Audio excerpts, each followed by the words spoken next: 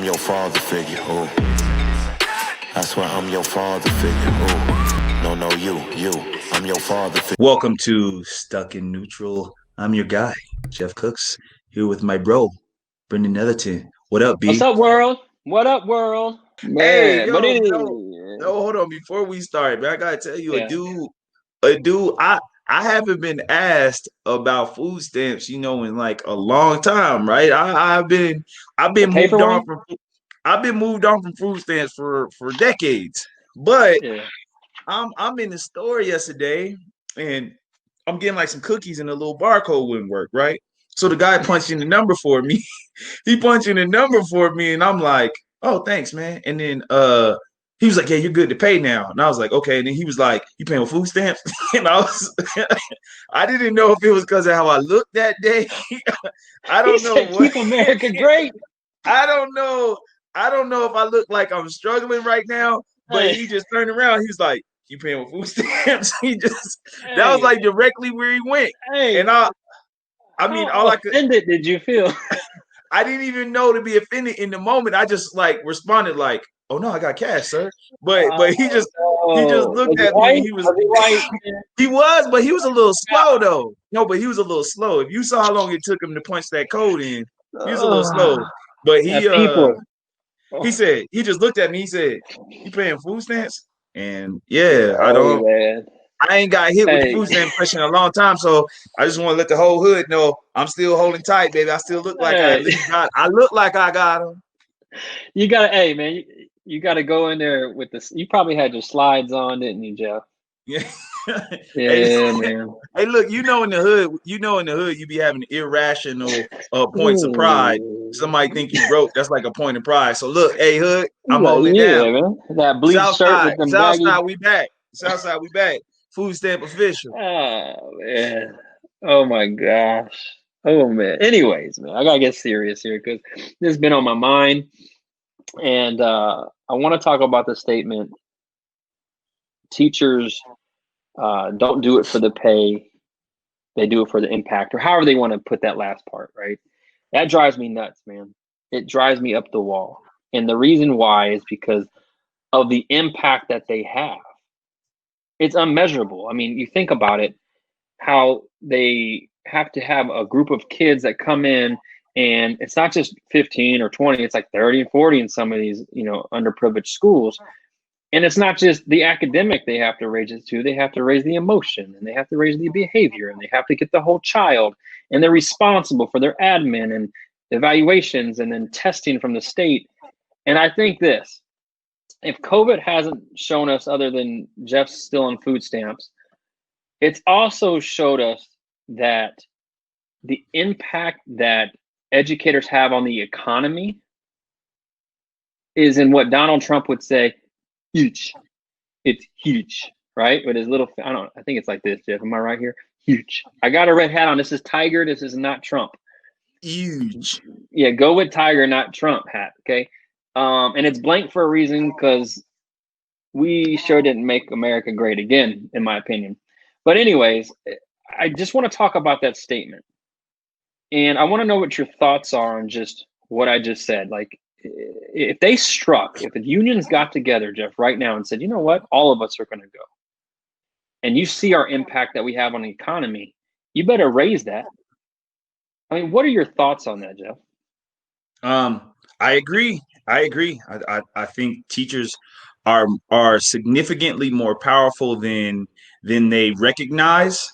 And it's just that division, that keeping them separated from each other, that keeps teachers Mm-hmm. from really realizing their power. And Mm-hmm. yeah, teacher, we could change the game for ourselves if we would work collectively. We could really change the game for ourselves and kind of level out this playing field with our earnings and the Mm-hmm. respect of the profession. The profession is not respected to the level it should be. I mean, obviously, there's reasons why pay is what it was or what it is, and people try to say this. They try to go, well, you don't work summers or winters or spring breaks, right? So let me put it to you this way, for those people that are thinking that right now.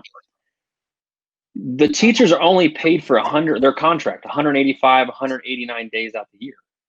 When you sign a contract, like I think I'm a two, like, I don't know if I'm a 220. I think I'm a 220. I should know my contract. I'm only on contract. I only get paid for 220 days out the year. What I do though, is I check a box that says pay me over 12 months. So I think people don't realize teachers are only getting paid typically 185, 186, days out the year. And they check a box that said, I need to get this money for 12 months because I need a steady check for 12 months. So they spread that out. And so I know people are going to start thinking about that when they hear this. But I also think this, Jeff, how much, and I'm asking you this because you've come out of the workforce to come into education, but how many bright, talented, coaches even, type of people are we missing out on in education because of pay? Man, I couldn't quantify it in a number. I could just say there's a large collection of qualified individuals and professionals who would benefit education that won't come to the field because of the pay, or they left the field because of the pay. Even some of the coaches I know who work coaching in districts but won't become a teacher because of the pay, and they really have something to offer. Like the profession suffers because of the pay. We just have so many people that really have something to offer that really would be great for kids that go work in other fields because they have a lifestyle that they want, or they value themselves in a certain way, and so they won't allow themselves to be mistreated by the education system, because that's what it does. I wouldn't even just say it takes advantage. It mistreats people, man. This system is obviously broken. COVID has proven that. But then the thing that COVID really has proven is the value of teachers. I mean, there's people scrambling that their kids can't go to school and they don't have that childcare. It's not even just the education, it's the childcare. And the amount of responsibility on teachers, man. Like there's parents who can't help their kids with their work on their computer. So these teachers, not only have teachers had to jump on and teach virtually, they had to learn new ways of doing it because there was no support around. Like, man. Yeah, and I agree with you. And I think you said something that sparked, some thought right now is how many in a typical year, how many different hats does a teacher wear, right? I don't know if there's another profession that you go in and a teacher's not just academically responsible to move your child, in growth. Mm-hmm. And what I mean by that is, let's say you're a 9th grade teacher and a kid comes to them, right, from 8th grade, and they're 2 years behind. Well, that teacher's responsible to catch them up that 9th grade year to be to meet 9th grade standards, mm-hmm. which is hard. And I'm not just talking about academically. We're talking emotionally. We're talking behaviorally. We're talking. I mean, teachers put in the whole gamut of, when we say the whole child, right? When that statement comes out, that's the whole child. And it's not just your child. Like you might say, well, I know my individual child. Well, guess what? There's 30, and I'm saying 30 because that's light in some classes. Okay, and I know teachers are right now probably going, wait a minute. I get about 40 kids in my class, Brendan, and you know that. And what I mean is they go in there, and it's not just your child. There's 29, 30 different kids in a classroom. That it's not just academic that the teacher's trying to get. It's norms of how to be in a classroom. It's norms of how to conduct yourself as a person that they may not have. They are going above and beyond the expectation of, like, college, for example. You go in, oh, you didn't pass that test? You just didn't pass that test. You didn't come to class? You just lost your money, right? And so I think that's the value part that people are forgetting, and maybe even us as educators are forgetting the power that we have and the leverage we have now of going, wait a minute. And like you said, Jeff, now, I mean, how long did teachers get to just go pick up and go, let's create a new system of education online so we can educate them? They had a hot second. A hot second, right? A hot second. And they did it, and they're doing it, and I've never seen anxiety levels so high, even in myself, because they care. They're struggling. There's teachers struggling right now because kids aren't getting what they normally get when they come to them, when they come to the home, right? Yeah, look, man, it is without question. Teachers are doing the absolute very best they can, and students still aren't getting like education the way it's designed. They're not getting the standards aren't being met because they can't. We're kind of in an impossible situation, and teachers still are like fighting and scratching and clawing to get them as much as they can. The greater failure is not the system, but there's a lot of crappy parents out there. Like there's a lot of honest, man. There's a lot of horrible parents out there, man, who put all this pressure on the system and they don't uphold their part. I as I want more pay for teachers, but as a consolation, if we couldn't get more pay, I wish there was a standard people had to meet to send their kid to school. I wish you couldn't just send your kid to school in any fashion, if you're not gonna pay. But if we got to just deal with anything as teachers and we got to take everything and adjust, all right, pay us more. But if you're not going to, oh, then we got to put some rules in place. You can't just throw everything. You can't just throw everything at us, because with this COVID situation, everything's been thrown at us, and teachers won't be compensated. Teachers won't be recognized for what they had to do to get through this. And then people will grow increasingly unreasonable in their expectations of teachers because they rose to the occasion with this without being compensated.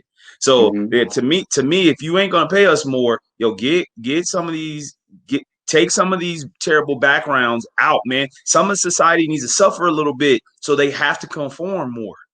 There's not enough pressure on the broken aspects of society to conform to what works for more people.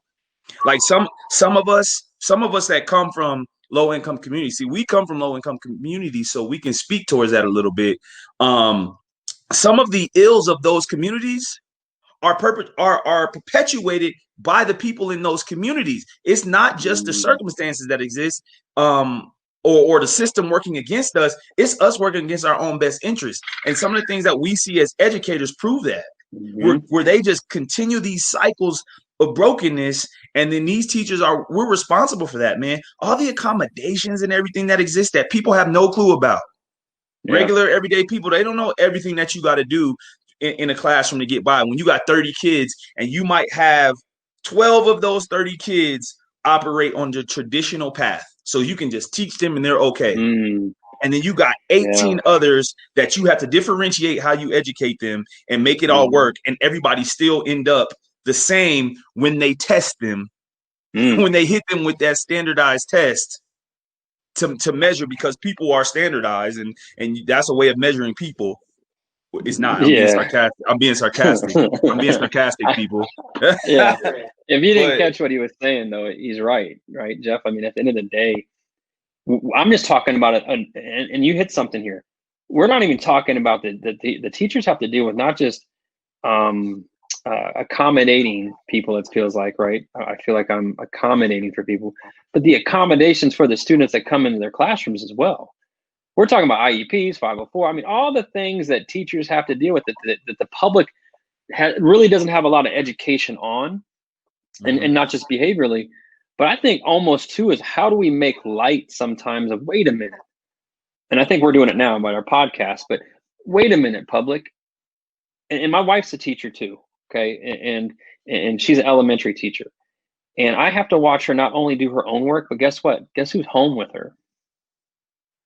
We have kids, and they're on their laptop, and there's days that I stay here and I go in to make sure that I can do some things at the school and make sure teachers are okay.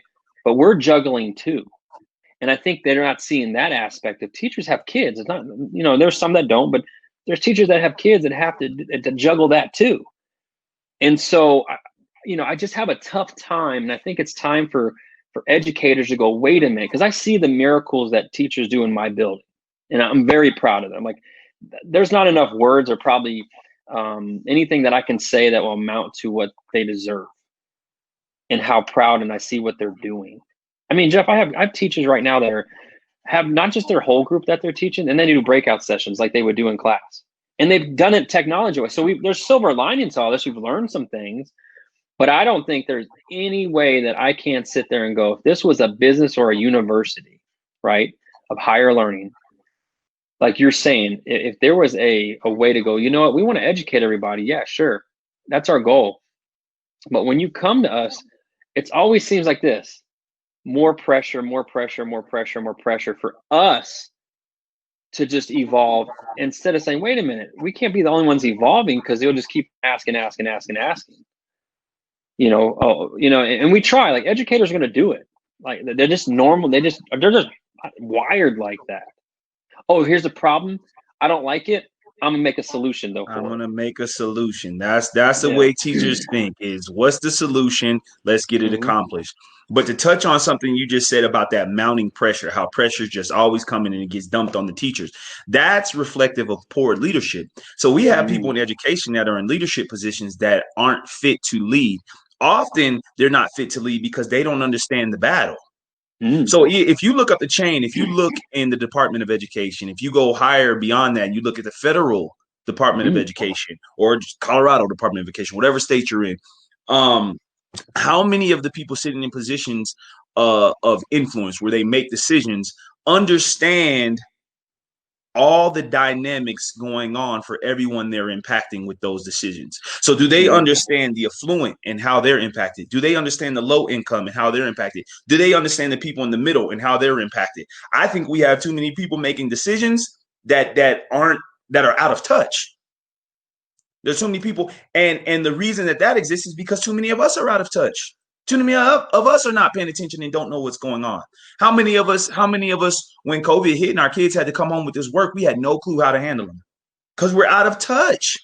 Now we put taxes into all these systems, and we don't observe frequently what's going on with these systems. We're out here just existing, trying to just live life, and we're not paying attention to the system that we're in. The system that we're in, our economy, our government, the way everything is structured, is set to operate a certain way, and you've got to know how that's supposed to operate so you can navigate it. But instead, we're not paying enough attention, and so then it's easy to just find some people and dump on them. So the system just dumps on teachers, parents, and communities just dump on teachers, and teachers stay in the battle because they can see the kids. We can see the faces.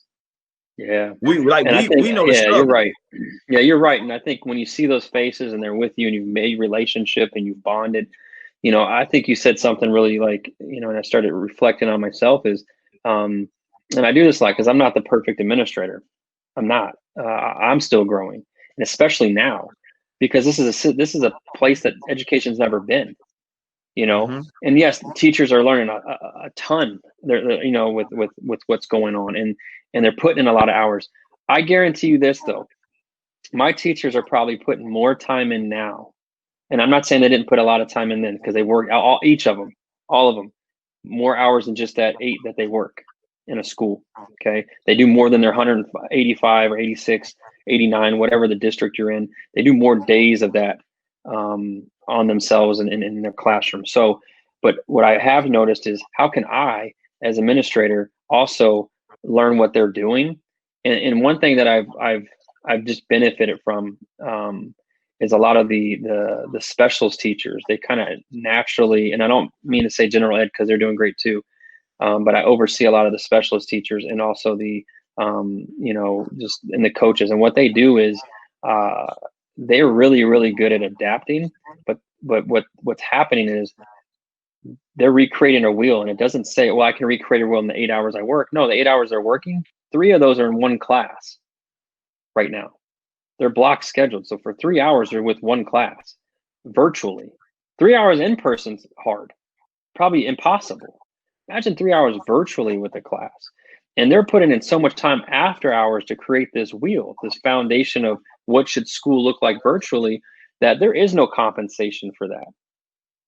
And you're right. I think for administrator, at least, I need to take more time, and more administrators, and they do this. I'm not saying at my school we don't, but you hear me out. We got to take more time of just being in the classroom and possibly just assisting, maybe, and going, hey, let me just be in your classroom or other classrooms. What are people doing? And we're natural, like thieves. We'll say, I really like that. Let me take that. Let me add that to me. So during that PLC time, and maybe now that I'm thinking about it, we got to construct it to where it's like, hey, wait, let's take some of those ideas that I just saw to help soften the blow what you're taking right now as an educator. Now, when you say stuff like specials or general ed or PLC, explain those terms, because some of our viewers, they don't work in education. Sure. So like specials to me, when I say that, and is like the arts, right? So we're a big, our performing arts program where I'm at is huge. Like they're really, really, really good at what they do. And so that's theater, that is music, that's band, that can be orchestra. In the elementary level, that's like PE and art and music. That's like the electives when I say are specials. And just the elective classes that kids take. And then professional learning communities is like the PLC time things that we do. So for us, we take those groups that I observe, they get together and they really hack down and they talk about maybe sometimes there are issues that are going on. They look over testing, they look over curriculum, and they get together and they kind of try to see like what the goal is if it's in testing, and have a progressive like summative tests. They'll have 2 or 3 that they create for a formative test. So at the end of this, the unit or whatever. So they do a lot of planning that time together to just help enhance their classroom, if it's classroom management, if it's the academic, if it's testing. So they do a lot of work as a group and help each other. It's collaboration. They just collaborate during that time. And then you asked me another question, Jeff. No, that was it. Okay. That's just what that is. We are just we're big into PLCs, and it's just a time for, collaboration. And I think you learn the most during those times. But as an administrator, I also get to hear some of their frustrations and hopefully try to problem solve. And I'll be honest, I don't have all the answers right now. Like I just don't, I'm trying to, but this is such a team effort of how can I make it better for you, and that brings me to my next point is like, what do evaluations look like? People don't realize teachers are evaluated. Teachers don't just get to go and teach because they have a license. Like they can do that. You got to get hired. You got to sit there and maintain a certain standard that's put on you by the state, by us, by testing, all of that. They got all those pressures. I mean, but there's laws that you have to adhere to when you move into like special education and stuff like that. Like there's laws that govern like the way your hours work. All these different mechanisms go into being an educator. It is not just I signed up to be a teacher and I get to go do lessons. Yeah. It's a lot of pressure on them because standardized testing is what schools are really like looked at too. Like those state will, they'll put you through the school if they're not at a certain standard or academic precedence and go, hey, wait a minute, you're not holding up to this standard. Well, why? Right. And then the teacher, then administration goes, well, what's going on? And we look at it and we have our own, PLC time, and we get together as a group in admin meetings and go, let's look at the data. But what the data never really shows is, it never shows like, hey, who are we getting? Where were they at when they got to us? And then how did we grow them? I always believe that should be what the standard should be. And when you give me something and you go, here, I gave it to you at this level and I make it a year's growth, well, I feel like I did my job. Instead, the state's saying, you need to catch them up no matter where they came from. And so it's what's your take on standardized testing? Like, what do you think about it? I'm not a fan of it. I mean, me personally, I think you said this earlier, Jeff. We can't standardize. Like we're taking it like everybody's cookie cutter, and everybody got the same background, and everybody got the same Maslow hierarchy of needs met. Like we're doing that, and then we're saying, oh yeah, by the way, that we are also knowing that they come to you after 8th grade and they're 8th grade ready. Well, that's not true. Like kids need different things, and I'm not blaming it on the kid or whatever. I'm saying we can't use a standardized test with unstandardized people. Yeah, that's what. So because it's not just a measure of intellect; it's also a measure of background. And I don't even mean that like socioeconomically. I mean that like, what are the values of that kid and his family? So like, if you come from a family where you value skills, to where it's like, oh man, as soon as I graduate high school, I'm going into the family business. Mm-hmm. Your approach to education is going to be much different than someone who's saying, all right, I want to go to college and earn a master's degree. Even Sure. someone who decides I want to get an associate's degree values education differently than someone who says I want to get a bachelor's degree. And so we have all these different people functioning together in these schools, put under the same standard for the sake of someone somewhere being able to say they've met some measure of success. And for me, how could you measure the success of education based off how they test rather than how they perform in life after they've been educated? Like the application to the real world is the only real measure to me that's of any value, because a test is, it's just, I mean, I watch kids every single day just blow tests. I watch kids blow off MAPS testing, STAR testing. I watch them blow off what is it? CCAP. I watch kids just blow those things off. CMAS, like, so, CMAS, whatever. You know what's funny about that, Jeff, is I always wondered this too, because every educator I talk about, we think the same way. We all agree going, yeah, we could use it to see where our kids are, but it shouldn't be a measurement of like my performance in a sense, like, or my impact, right? And I always wondered this, like, who created that?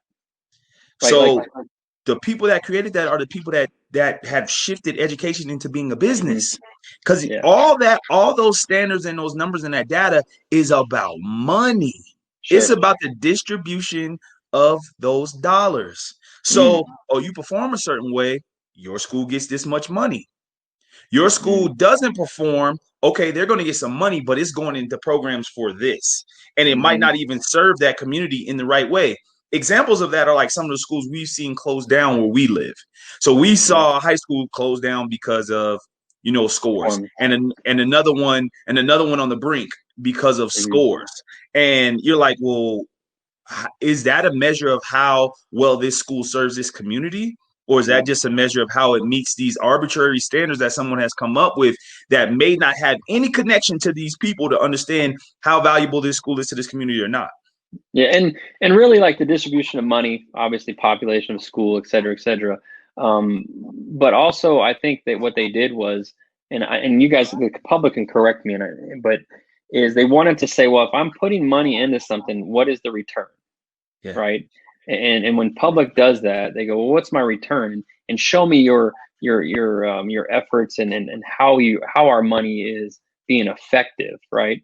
But I think but to answer your question earlier, to me, standardized testing, especially with how transient schools can be in some areas, when kids' needs, like, they don't take into account, we get kids that come to school and they got to think about feeding their little brother or sister or watching them, or they just have things on their needs. School isn't their number one. But I think, to your point, is the pendulum of, hey, we had auto shop and Woods and all that was one year. And then all of a sudden it went to, no, we got to get them to college.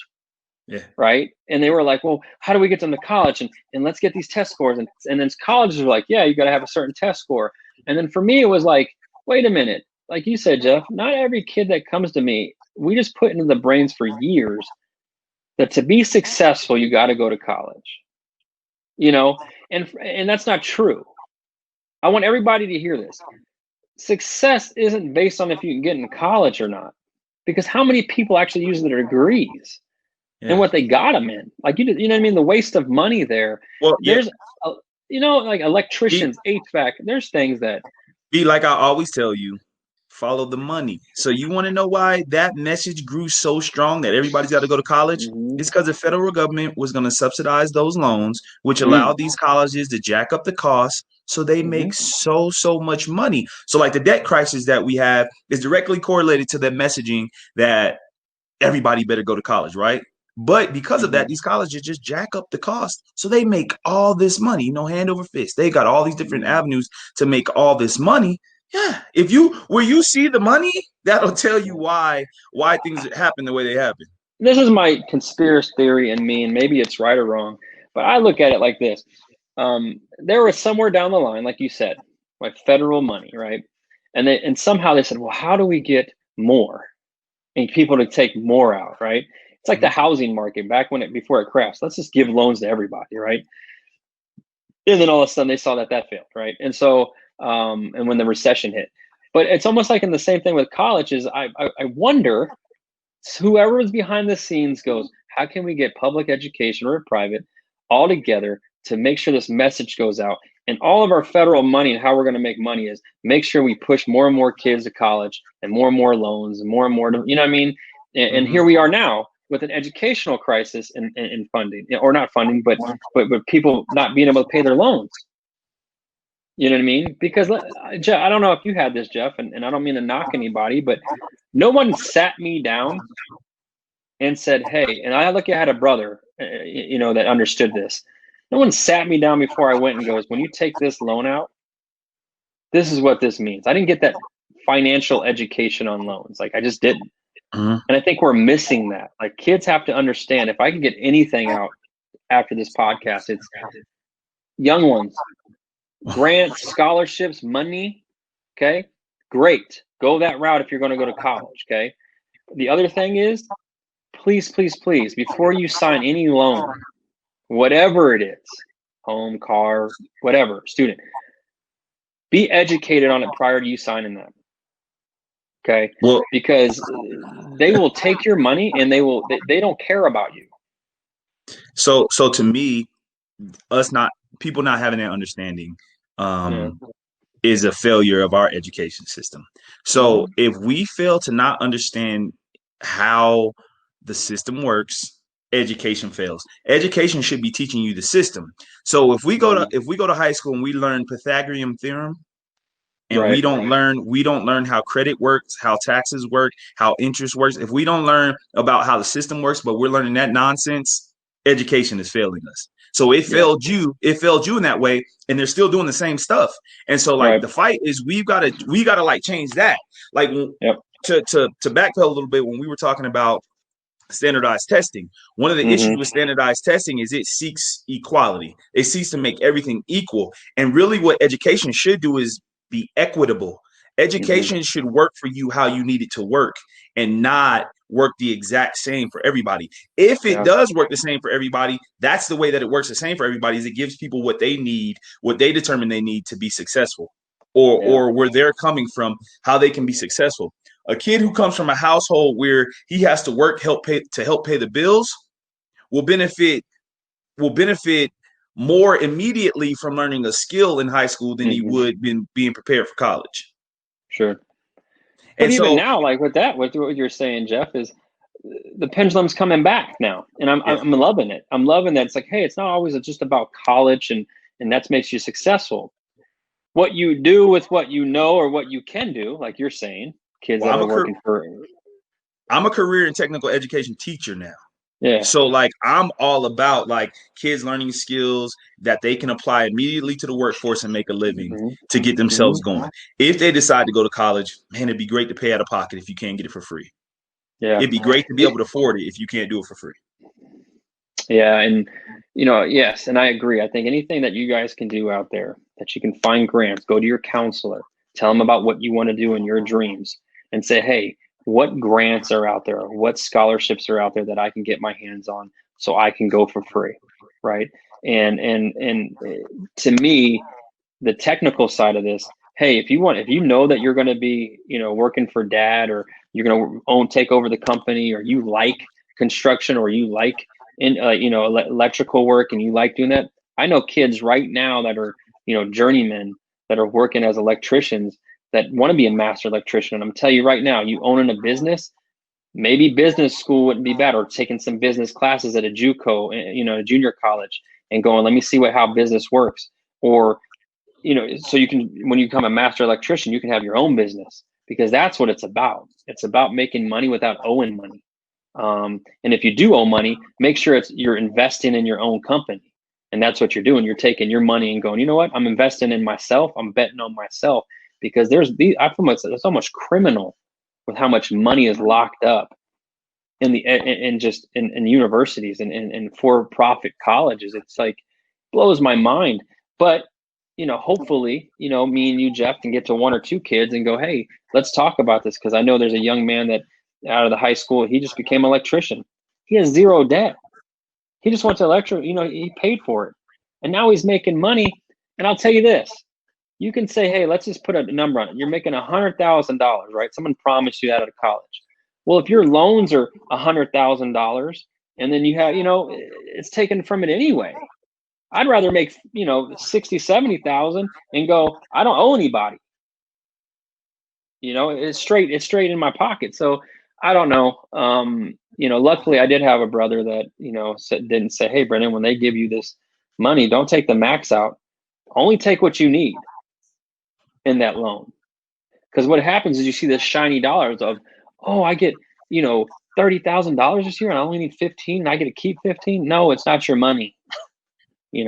But back to our main subject with teachers, and I know we got on a tangent.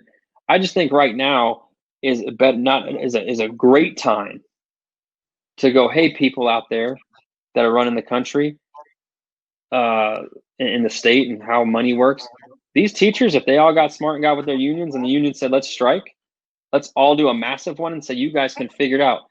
The problem with that is you're pulling on heartstrings of teachers that will never, do that because they actually care. And people are going to take advantage of that, and I don't know if this would spark that or not, but I'd be curious if that happened, what that would look like, and they said, hey, my dollar amount actually, and we're going to be competitive because we don't want our schools closing down and we want kids meeting that standardized test. Well, that's fine. You know what? Then you need to get the best and brightest and retain the best and brightest in your profession. And right now, I wonder how many teachers are thinking about walking away because we can't retain them, those great teachers that are in our building, and going, you know what, this ain't worth it. I can go sell houses and get get something else and just and say this ain't worth it because I don't want to hear, like you were saying, I'm hearing from the parents, I'm hearing from my administrator, I'm hearing from myself and reflecting on myself. That's a lot. And there's no other profession that I can sit there and go, dang, does anybody else do that? You know what I mean? Like once you know your self-worth, which is a whole bunch, and your impact in this world, I'll tell you right now, if it ever did happen, you can almost say, oh, we'll come to the bidding table and go, nope, this isn't good enough, or nope. And I know they did it in Denver and they strike and they do that, but I felt like they were like, oh, we'll throw some nickels at you. Yeah, that's great. That's cute. How about start teachers off at, I don't know. What's the highest starting rate? Does anybody know in the country? Because you were saying, Jeff, like different states are at different levels. But imagine if like the cost of living here in Denver, there's not a teacher that I know that would start teaching here that could afford anything. Yeah. They need a roommate. They need, you know what I mean? Like they need those things. And that's sad. You have this person trying to make an impact with all that pressure, can't even afford rent. This is how you know it's messed up. Didn't they have a program for like first home buyers, like teacher of home buyers, like I don't know what they call it, like something next door or something like that. It's like good neighbor next door. Yeah, good neighbor. They put something in place so they could have a house. It's like laws and everything else. There's a law for, being, with racial things and inequities. There's an inequity of pay in this country when it comes to teachers, especially in San Francisco, I bet. I wonder how those teachers are doing. I don't know what the going rate there is, but Denver, what if we said, you know what? Nah, teachers should kind of get paid coming out of college, starting out $65,000, $70,000.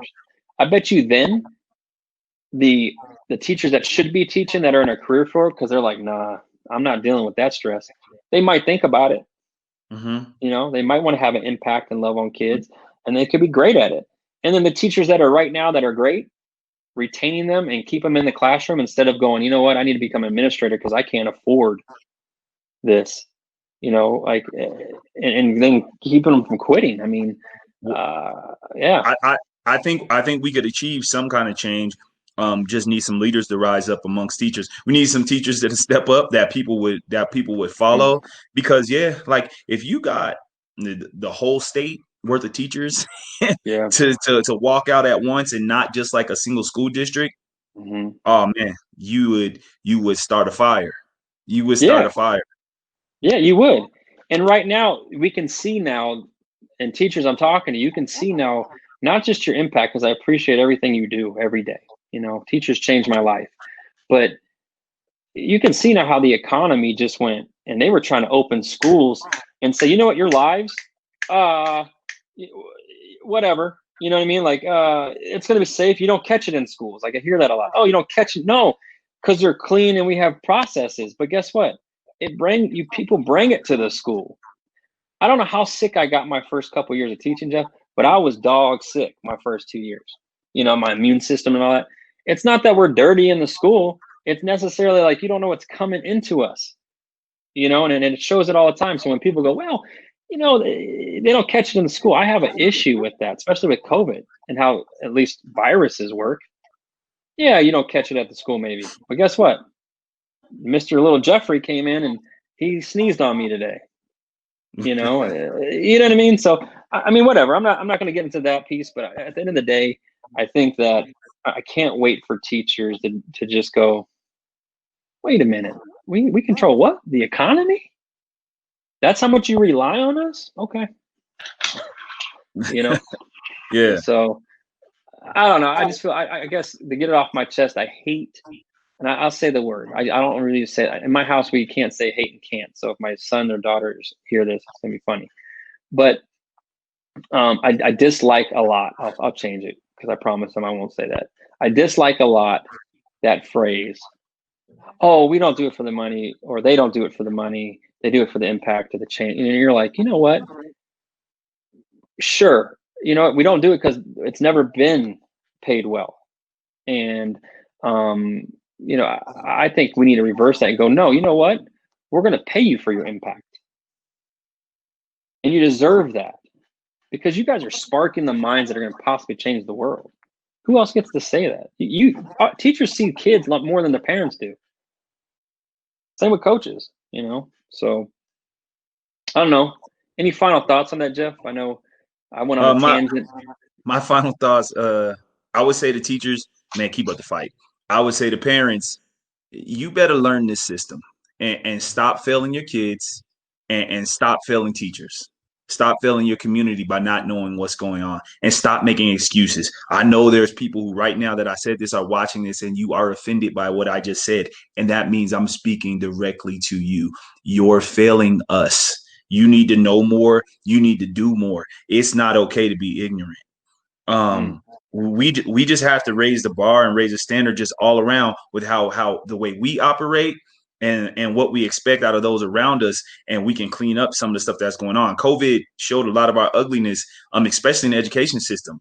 That system is set up to fail, and that's why it's so difficult for it to bounce back to COVID or bounce back from COVID.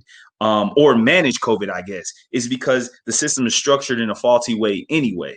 And so we've got to challenge it to be better, challenge ourselves to be better, and just really not accept anything less than like what we deserve as educators and what our communities deserve from us as educators. So that's what I got for you. My closing thought: do better, be better. Yeah, and I think for my final thought, really for today, is just one. I appreciate you, Jeff, for taking that time today to hear me out because it was just burning in me. But also to the teachers, thank you for what you do. I know in my kids' lives, her teachers are working tremendously hard.